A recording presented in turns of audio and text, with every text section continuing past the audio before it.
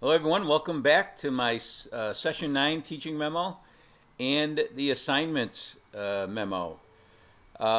This session is one that I consider more teacher relevant because it deals with a topic often that is front and center in the media and in educational literature: test preparation practices. I've heard from many of you about how these tests force teachers to do things that are not good.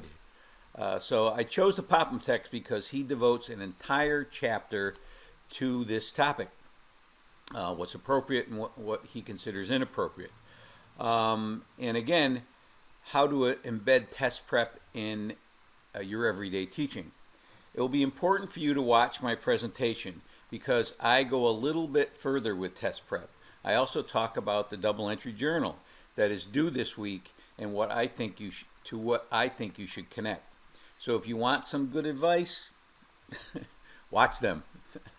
Many of you have reacted from personal experience about taking large-scale tests. You didn't do well on them, therefore these must be bad. But the thing is, they aren't going away.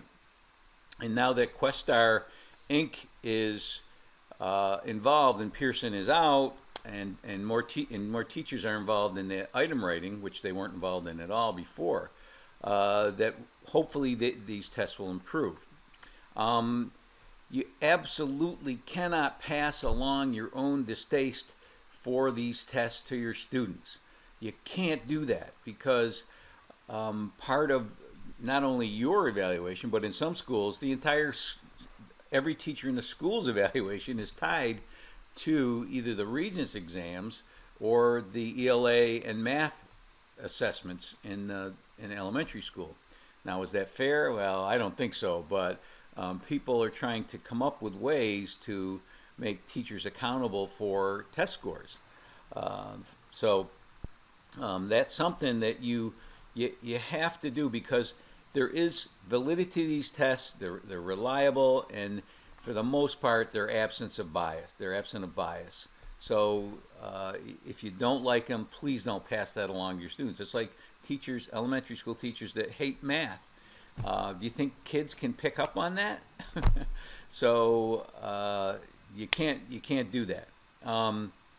You also need to check out course materials, and I think I have that up here somewhere. Handouts in this session. A lot of this has to do with test prep, but not preparing kids for tests, but how to alleviate test anxiety. A lot of you have mentioned that in your discussions in this course.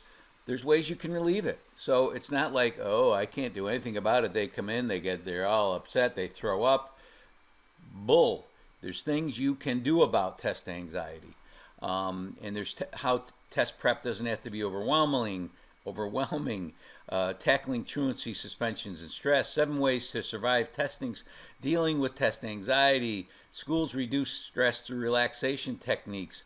So there's a lot of information here. You don't have to connect to all of it, but you should connect to at least one of these test anxiety articles and a way to do how to make test prep engaging. And I had a Heather Walpert Gowan article in the previous sessions materials that talked about how to make test prep engaging. So those are things you should be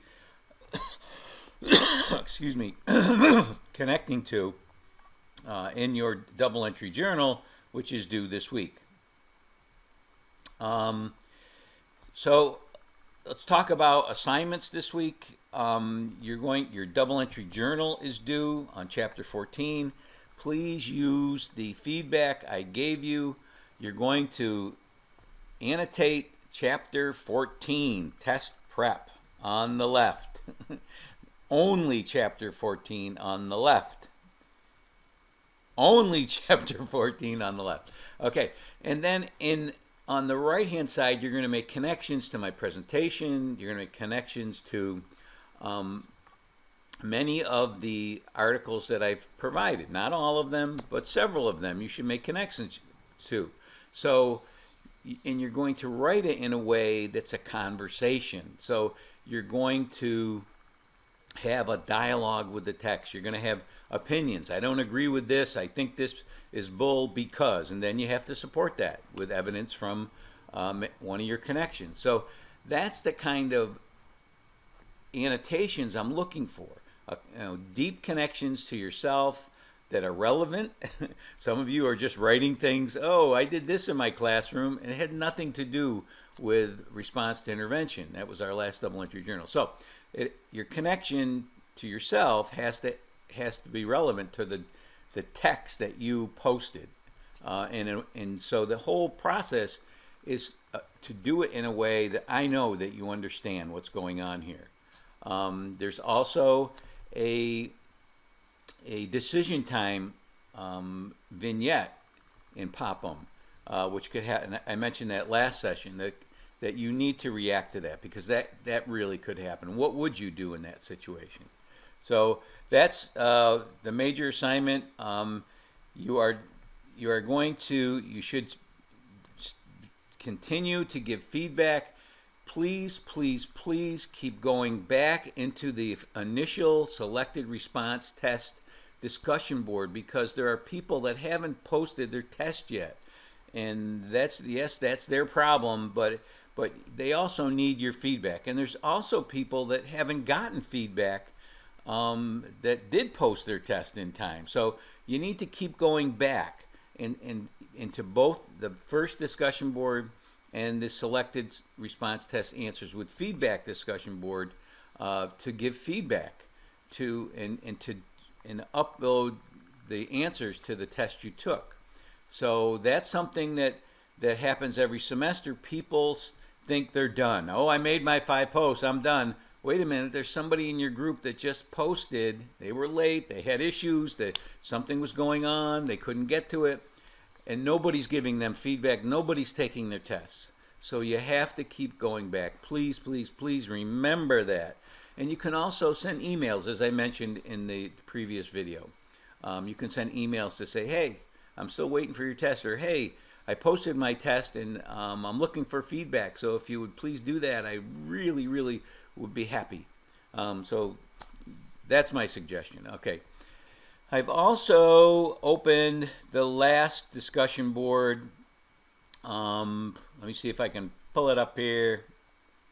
I'll go to all discussions here, and this discussion board is slightly different, because it's like 3 discussion board. The last 3 rolled into one, or the last 2 rolled into one. Into this revised selected response test discussion board, I've changed your groups. Your groups have changed because I want you to take different people's tests.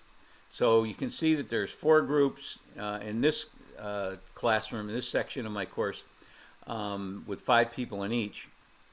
So in this group, you're going to post your revised test, you're going to download the test of your group mates, you're going to take the test, then you're going to upload your answers in the same discussion board, and you can give feedback. Because these are different people.